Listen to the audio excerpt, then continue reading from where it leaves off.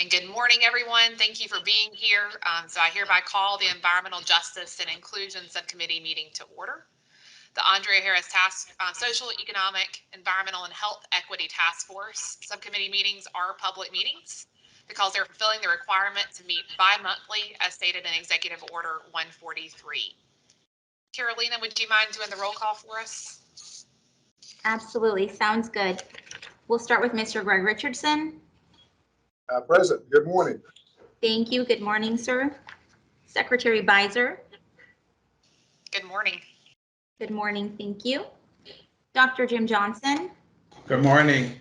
All present. Thank you, sir. Reverend Dr. Augustine. Good morning. It's a pleasure to be with you. Thank you. Great to have you.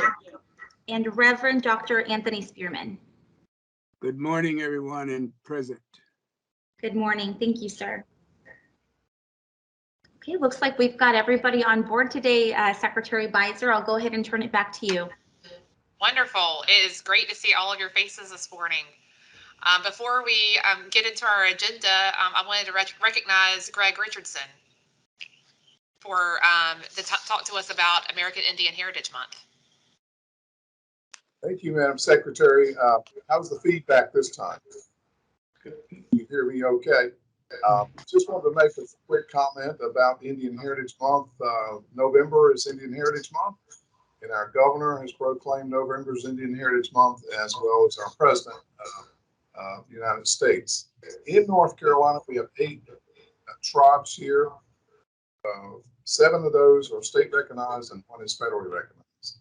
And we have one of the largest American Indian populations east of the Mississippi. So each year in November, we have that dedicated time to honor and recognize the contributions and leadership in our state.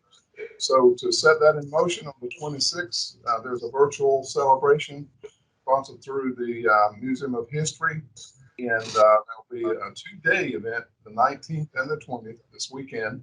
The 19th is Education Day, and the 20th is going to be the full day of exhibitions, demonstrations, and those kinds of things. Storytelling, a lot of information about the history. So I would invite all of you to go to the museum website and review some of the information and sit in on some of the presentations. I've also sent to Carolina a link for the Indian Heritage Month poster and Governor Cooper's proclamation. So thank you for that time. Thank you for sharing that with us, Greg, and I encourage everybody to check that information out. And Carolina, I believe, will be sending that around after the meeting. Wonderful. It's already out, team. Already out. Okay. Already out. I should have known. So next, we're going to have a continued discussion on our long-term goal 1 and continued conversation about the listening session. We've got a couple of documents that you should have received. I think what we'll do is we'll start perhaps with the process document, which is went out with the agenda materials. It has a draft 1-pager for listening session at the top. And just as a reminder, our long-term goal 1 is support a legislative strategy to look at additions and changes to statutes and rules to incorporate environmental justice into regulatory actions. And so this listening session is to help us get feedback from the community on this goal and to just generally receive feedback from the public to incorporate into our work. And so the Office of Public Engagement is helping us to put this on. But last discussion we had kind of two parts to this. One is the process of how we want to conduct the meeting to make sure that we maximize participation and opportunities for folks to participate. And then we also discussed having a 1-pager to help orient folks who are participating to the types of information that would be helpful to hear from them. So if it suits the subcommittee, what we'll do is we'll start with the process to walk through the structure, and then we can move to a discussion of the framing document, and that way that moves us forward to being ready to schedule that listening session. Does that sound okay to folks? Great. And then Caroline, I don't know if it's possible to share your screen with the draft 1-pager for listening session document. Yes, I'm working on it now. Do you want the one that has those specific questions? The other one that is the here off the objective long, it doesn't work that way. That's okay. I think I know. Let me just I'll go ahead and work on sharing the screen here. Great, thank you so much. You're welcome. So I'll start because I believe you all may have it on your email as well. The structure that we're thinking is that's great. Okay. Very That good. it'll begin at 6 p.m. to allow folks time, evening time to participate, so we don't interfere with most work calendars. Public comment beginning at 6:10. Allow folks 2 minutes, which is pretty standard, at least in how most of the DEQ processes have run, to provide comments. We also, based on the feedback of the committee, have included the ability to submit written comments as well.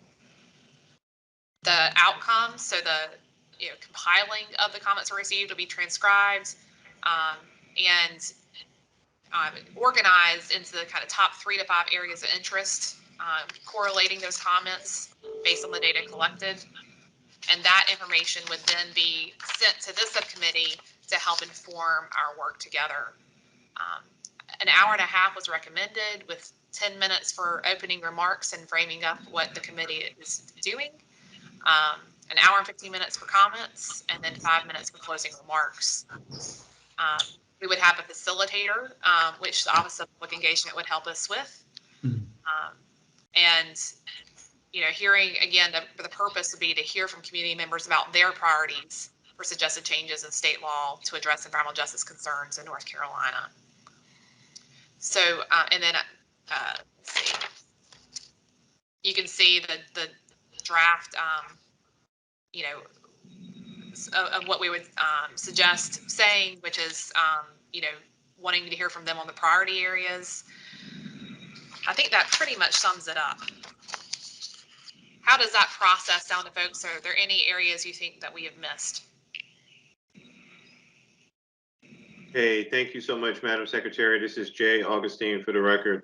I thank you for your leadership, and I certainly appreciate the document, and thank you, Carolina, for circulating it.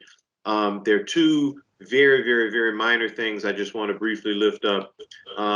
Regarding the time constraints for public comment, you certainly mentioned that 2 minutes is the norm, and I respect that. I just wonder if 3 would be better.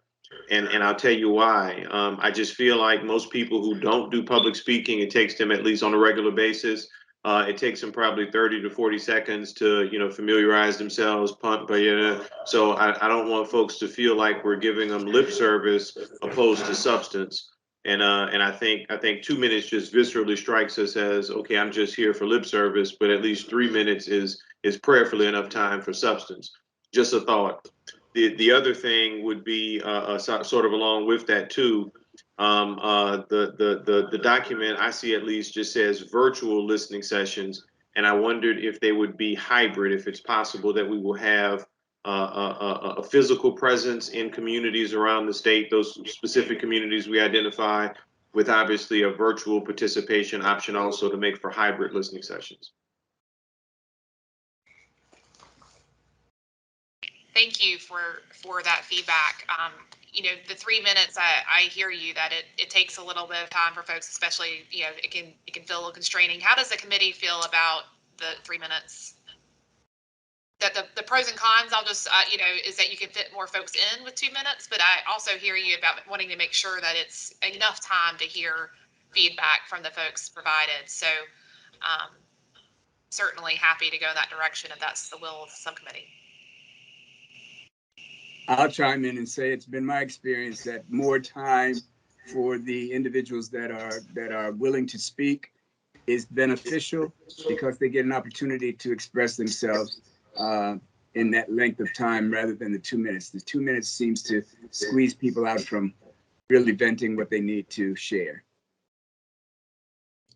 This is Greg Richardson. I would also concur that 3 minutes would be, I think, more reasonable, and given the audience that we're trying to get feedback from here. So I would support the idea of extending the time to 3 minutes. Great. Well, without objection, we will change that to 3 minutes. And then in terms of the virtual meeting versus an in-person meeting, I think the plan had been, and Caroline, I'm going to look at you as well, with OPE to start out with a virtual session, and then we can evaluate from there of doing further meetings from, yeah, that would be more geographic specific. Is that correct? Yes, Secretary Advisor, and one of the main reasons was because of COVID, we wanted to make sure that we were as safe as possible. So yes, the first would be to do virtual, and then from there, determine if anything else is needed and considering a hybrid later on.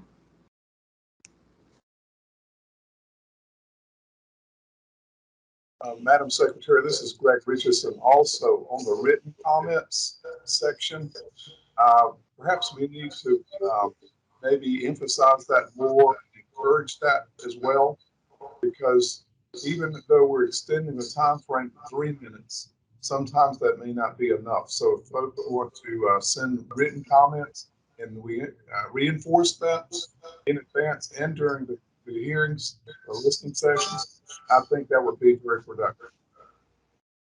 Certainly happy to do that. Important point. I have a question for the written portion. Is that going to be like a digital option and a physical written option? Yeah. I would anticipate that we would have both available.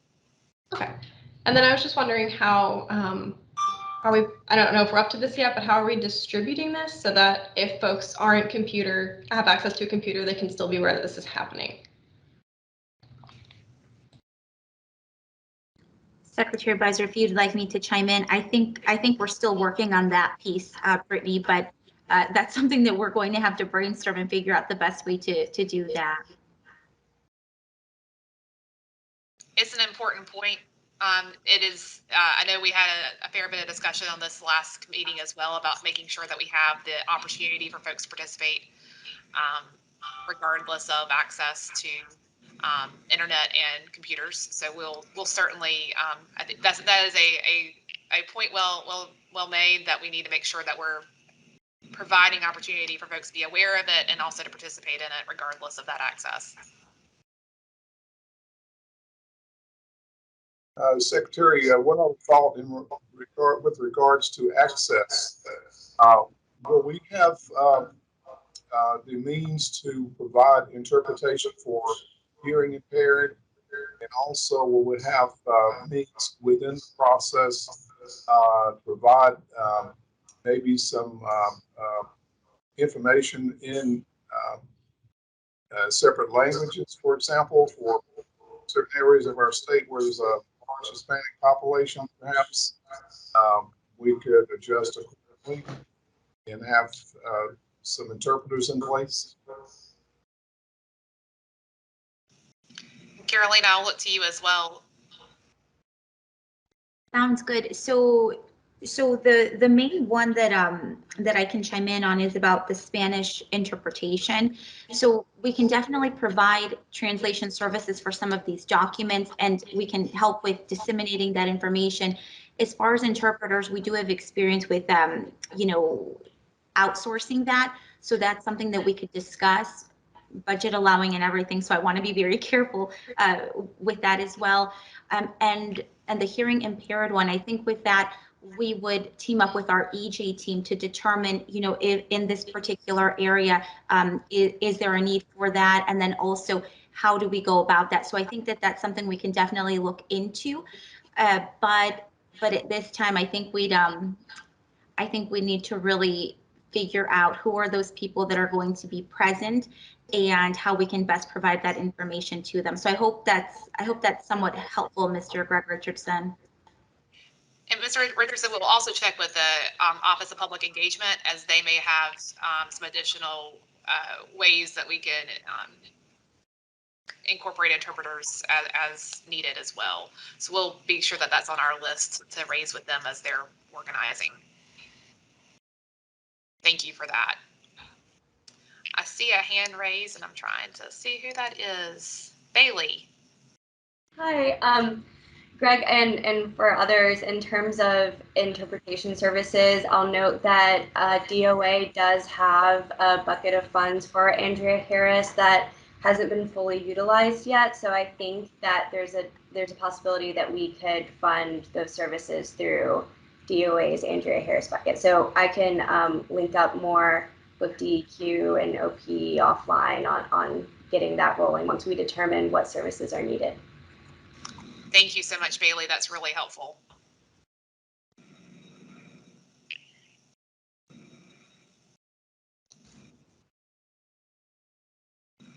Does anybody else have comments or questions or additions? This is Jim Johnson. I would think that we would need at least one session that is totally in Spanish with the Spanish facilitator, given the size and diversity of our Hispanic Latinx population. Thank you. That's something we can certainly raise with OPE and see what we want to make it accessible. Right.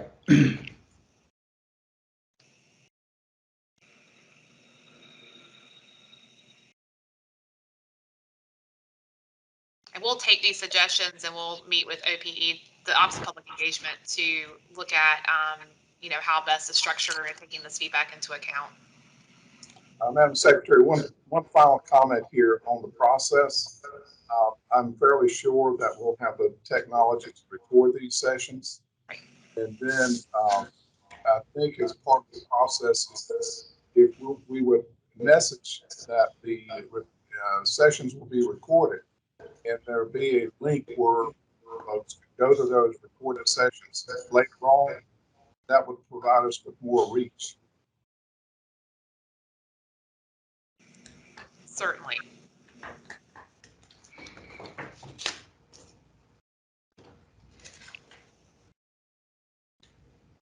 All right.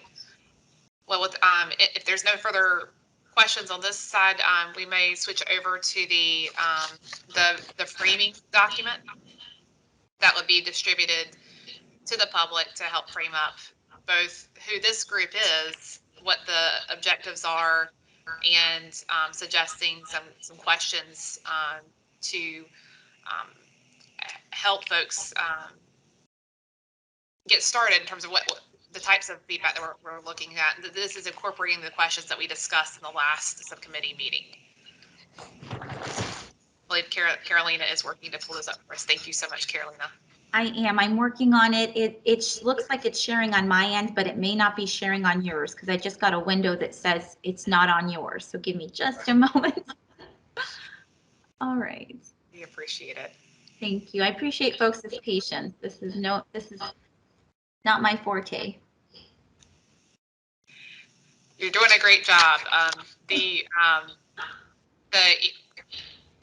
This document was sent out, I believe, this morning. So this may be top of inbox. But the first paragraph, well, I won't read through it, but it talks about the Executive Order 143 and essentially what the Andrea Harris Social, Economic, Environmental, and Health Equity Task Force is. They can see it now. Thank goodness. Appreciate it. And and explains who Andrea Harris was, just to frame up the conversation for folks who may not be familiar with this group or what we're doing together. It explains the task force is divided into 5 subcommittees and about the objectives of this particular subcommittee. It also takes a short paragraph to talk about what this listening session's purpose is. And then incorporates the questions, many of which we discussed in the last meeting with your feedback. But we've got, I believe, some more folks this time, so we'll look forward to getting your feedback as well. So the first question, well, I'll stop there. Before we get to the questions, any questions or concerns with the framing document or the framing portion of this document? Have folks had a chance to look at it? Mm-hmm. Great. Any questions or concerns with that portion?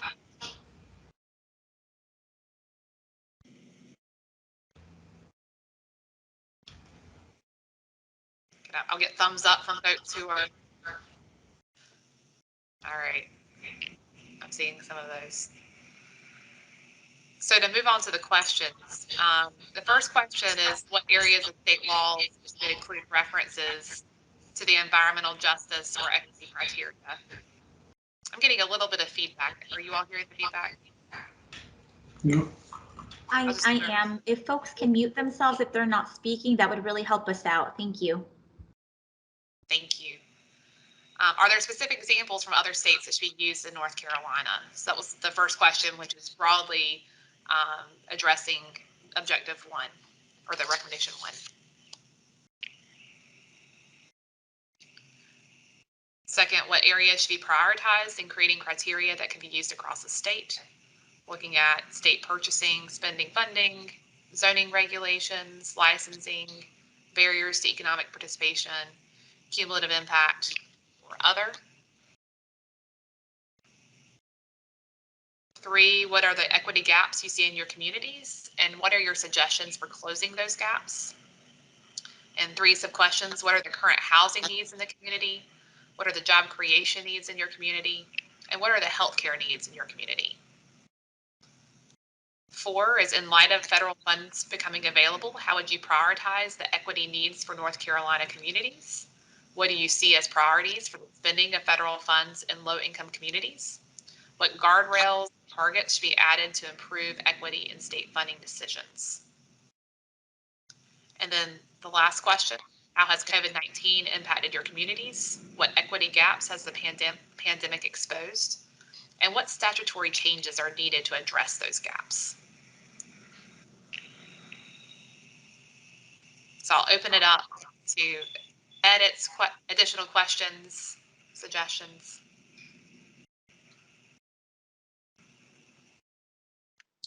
Madam Secretary, I don't know what process you might be looking at as far as addressing these questions, but I'm kind of a housing guru, background in housing, so I'm sure I'm going right to the housing questions here. What are the current housing needs in our community? And I'm going to have to say, in rural areas, we need housing development, both single family and rental housing. We run a large Section 8 housing rent assistance here at the Indian Commission. We cover 8 counties in our state, and these are some of the most low wealth counties in our state. And we find it very difficult to get people into decent, safe, and sanitary housing when there's no housing, very little housing being developed, rental housing that is, in these rural areas. The majority of the development in our state, as we know, are floating into the urban areas, and we understand the reason for that. There's money, and there's funding, and there's a larger population.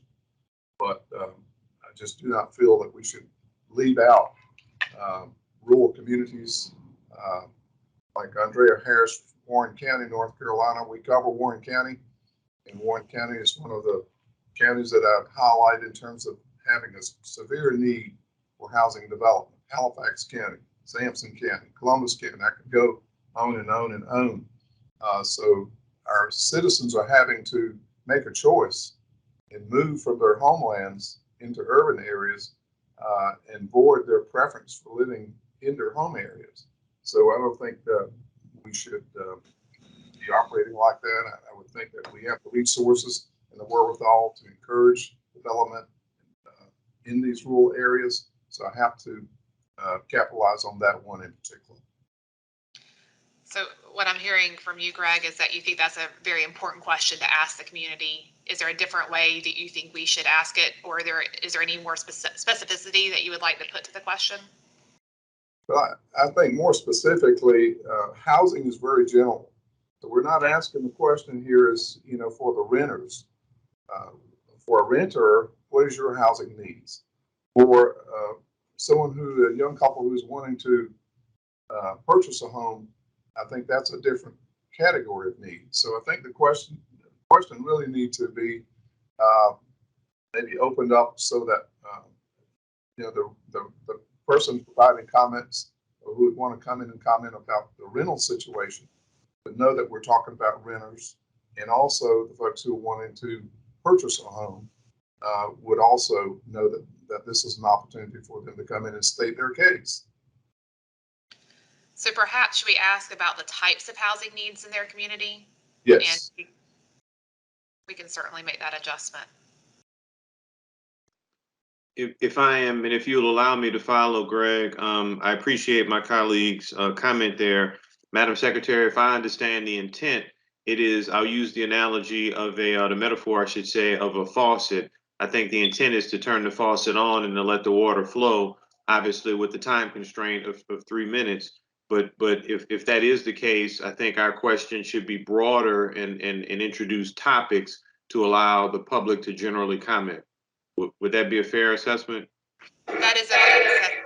I think the goal is to, sometimes it's good to have some questions that trigger thoughts of the types of feedback, so that it can be a little bit daunting to just ask a very, very broad question, such as, what laws need to change. So I think the purpose of these questions is to get folks thinking about the different ways that they experience the need for a different approach, so that their communities can thrive and have opportunities. And so for sure, that was the intent in originally keeping it broad.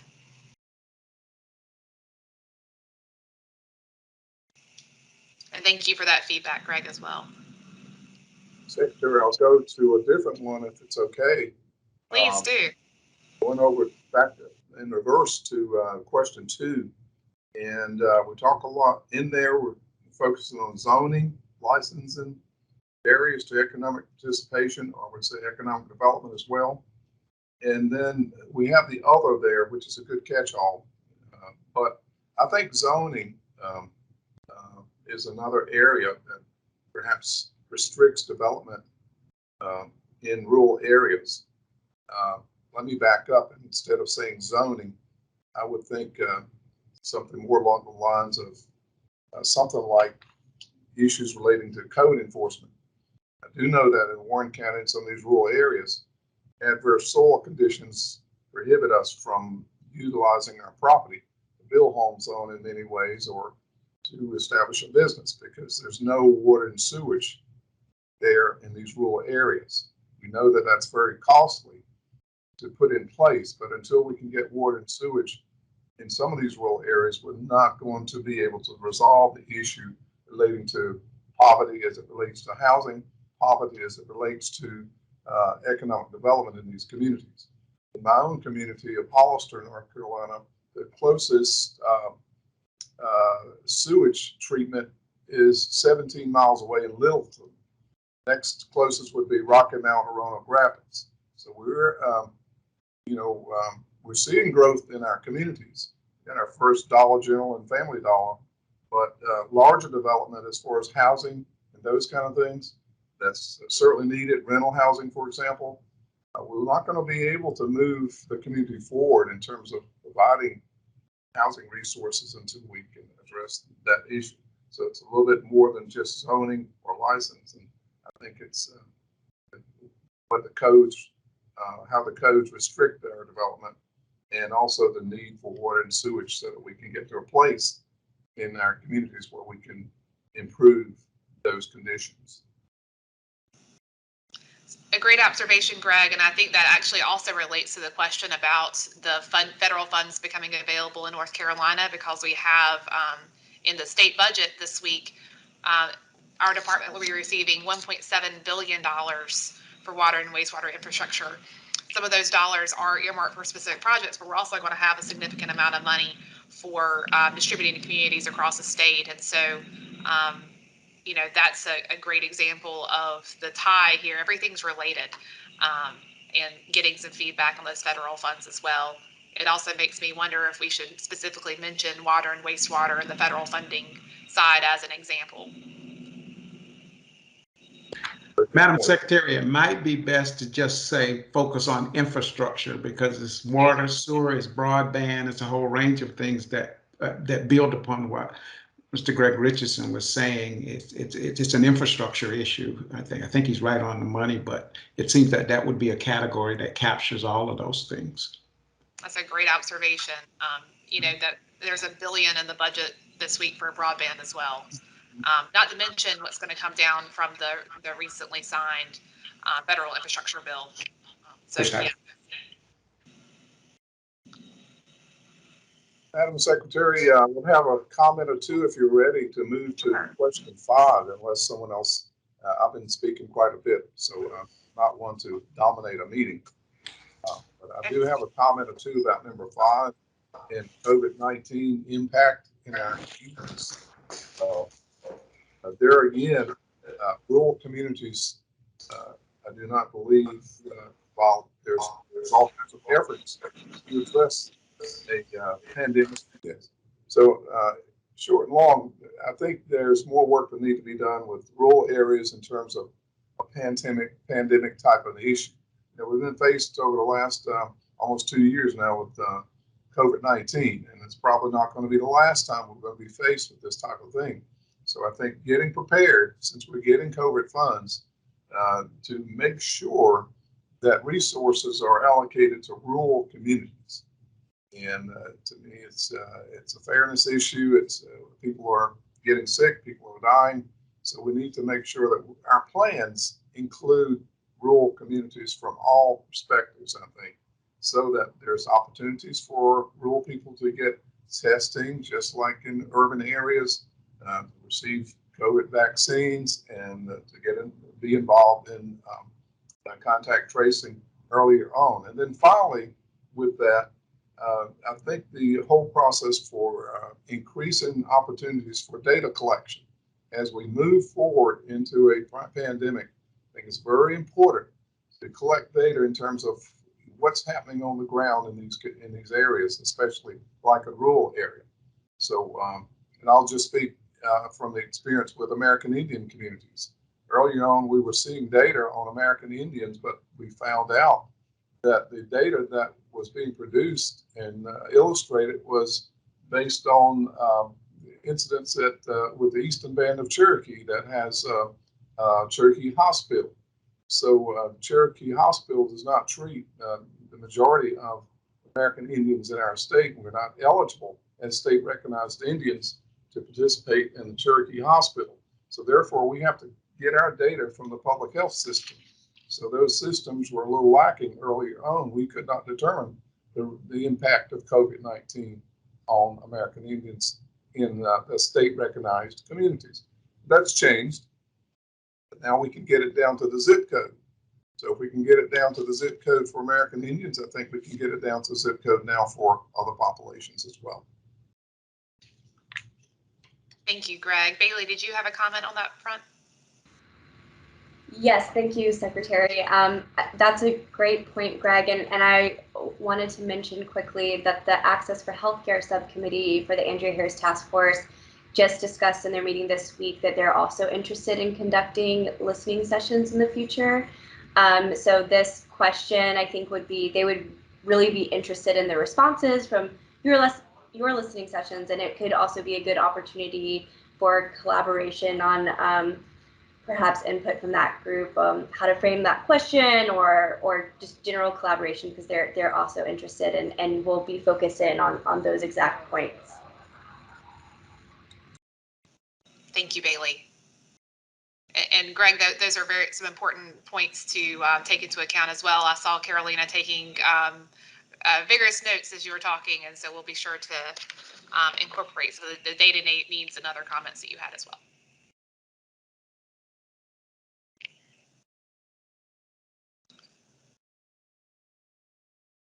Any other questions, comments, or feedback for these questions?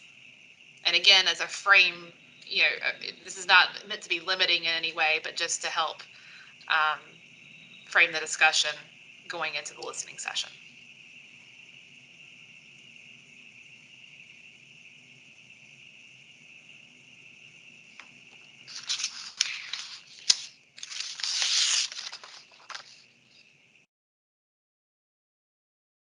All right, well, I greatly appreciate all of your input, and we'll be circulating the final version of these materials back out to you all. And we'll look forward to getting that listening session scheduled. So as we work with the Office of Public Engagement, we will keep you all in the loop and work towards getting that set up here in the not too distant future. So that is our main agenda item for today. Carolina, would you like to summarize? Yes, that sounds great. So yes, I've been taking a lot of notes, and I haven't been able to see everyone except one person at a time. So it's very hard to see the thumbs up, but I'm glad we got through a wonderful conversation. So it looks like the first discussion was the structure of the listening session. We are going to change a few things because of your feedback. One of the main things is changing the 2 minutes to 3 minutes to allow for more folks to speak. So I've taken notes on that. We'll send an updated version to folks and get your reactions in case there's anything else we need to work on. And then the second piece was the listening session questions. Again, we've taken plenty of notes on this, so there will be plenty of edits going out, but there will always be an opportunity for the subcommittee members to, provide additional comments as the final one goes out. So we've got that as well. And I think just moving forward, we need to just keep in mind that the next Andrea Harris Task Force meeting is December 1, and that's also when the report will be due. We have all of our updates on the tracker, but I will be pinging some of our subcommittee members to see if we have any other updates before the final is written. And of course, the task force will allow us to provide edits on their draft of the report. So I think we're good to go with that. But if nobody has any questions, I'll turn it back over to Secretary Beiser. Thank you, Carolina. Any questions for Carolina? Before we adjourn, Bailey, can I put you on the spot for a moment to inform the committee about the lead and asbestos funding in the budget? Sure. Thanks, Secretary. So exciting news from the budget. There was a major provision that goes to one of your subcommittee's major recommendations. So $150 million are going to lead and asbestos remediation and abatement for public schools and child care centers. It also will include funding for housing units with children and pregnant women.